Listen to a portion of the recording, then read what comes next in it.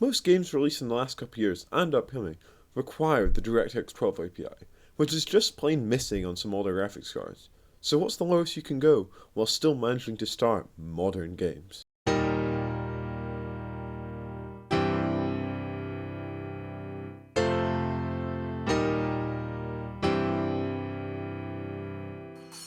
The GTX 950 was released in August of 2015 at an MSRP of $160. Being the successor to the famed 750 Ti, it had some large boots to fill.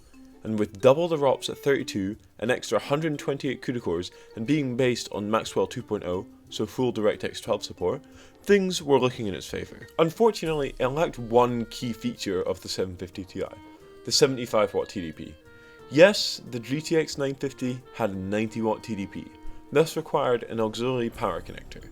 This was later remedied with the release of a low power variant in March of 2016, but it seemed it was too little too late, with the 1050 and 1050 Ti releasing just 7 months later with no need for auxiliary power. It's no wonder the 950 hasn't had the same sticking power as those cards. Though this may be in its favour, as it's a less desirable card, so it could be driving down the price. So this is me in the editing booth, having just found out what kind of graphics card this is. Originally I had a section talking about how I don't know what graphics card it is, because the listing said Gigabyte, but there's no branding. Turns out it's a Directx card with the sticker taken off the middle. I'll throw an image up now. It's a standard GTX 950, yeah, back to the main recording. Now, I own these cards actually really surprised me, with 3 DisplayPorts, an HDMI and a DVI-D port, which is quite a lot for one of these budget 50 series cards. The thing that really attracted me to this card was the price. Costing me a whopping £26 shipped to me in an eBay auction, you can't really complain. And from what I've seen, the pricing isn't too uncommon, with lots of other auctions going for around the £20 mark. But would it be worth it to pick one up for yourself? We'll just have to see in the benchmarks.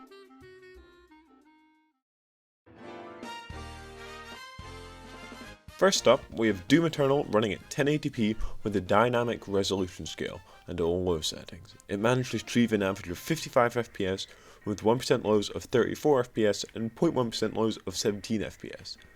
I tried to bring up the percentile figures, so I also ran it at a locked resolution scale of 50%, but it didn't really change any of the figures beyond the margin of error, so I would just stick with the dynamic one so that you can get the higher resolution during other sections of gameplay. New to my benchmarks, I have GTA 5, which was run with a mixture of high and ultra settings and achieved an average of 76 FPS in the built-in benchmark. This was quite expected, as it's from around the time period that this card was released, but still a decent performance 8 years later.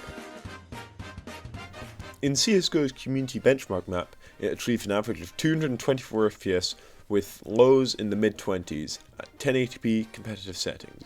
The lows can basically be disregarded, as it's not representative of any gameplay situation, and for lows during actual gameplay you can expect more like 100 FPS. With Beam and G-Drive, there are 2 trains of thought: low settings 60 FPS or high settings 30 FPS. At a mixture of low and normal settings, 1080p it achieves an average of 58 FPS with lows around 40. But turn the settings up to high and you'll get an average of 26 FPS with 1 and 0.1% lows of 22 FPS. Both of these are playable in my opinion, it just depends on what you want to play with. Overwatch 2 is not a very intensive game, and at 1080p high settings, during a quick play match, the 950 managed to achieve an average of 84 FPS, with 1% lows of 67 FPS and 0.1% lows of 61. Showing me that if you want to play more competitive style games, it can handle it fine just fine. Another newcomer is COD Warzone 2. At 1080p low, with FSR performance enabled, it achieved an average of 67 FPS with 1% lows of 42 FPS and 0.1% lows of 34 FPS. And don't mind my terrible gameplay, I did actually manage to last longer in the rounds I didn't record. Halo Infinite seems to be the humbler of GPUs with only 2 gigs of VRAM. Whilst technically running, it did not perform well.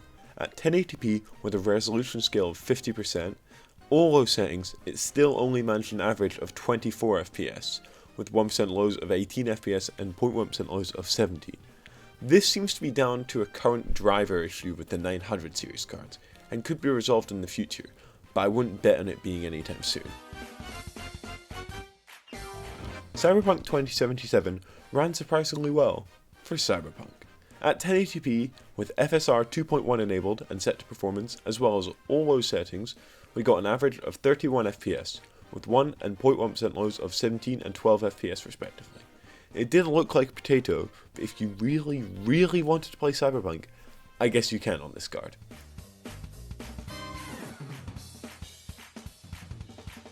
Finally, for the benchmarks, we have Battlefield 5. And I was quite surprised when at 1080p low settings during an online match, it achieved an average of 58 FPS, with 1% lows of 44 FPS and 0.1% lows of 16 FPS. Really not a bad showing from gaming in the 950. Rounding out the benchmarks is recording. If you've been looking carefully, you can see that some of the gameplay has been kind of stuttery. That's because it was recorded using the GPU's built-in NVENC encoder. Whilst it does look okay, it tanks performance a bit, and the recordings aren't always amazing. But for the simpler games like CSGO or Overwatch, I say go ahead.